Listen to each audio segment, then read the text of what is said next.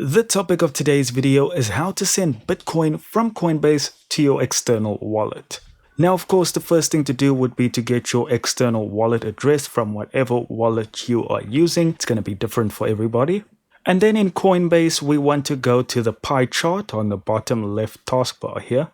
Then we're going to click on transfer. We'll click on send. Then over here, it's going to ask us to put in our wallet address, so you can just paste it. Once we're done there, we're going to... Now, once we're done there, it's going to show you all your assets. I have none, but for you, it'll show Bitcoin, or you can search Bitcoin, then click on it. Then from there, it'll ask you how much Bitcoin do you want to send to that wallet address. You will then put in the amount. On the next screen, it'll give you a review. And from there, you can complete the transaction. And that's all there is to it, guys. Thank you so much for watching.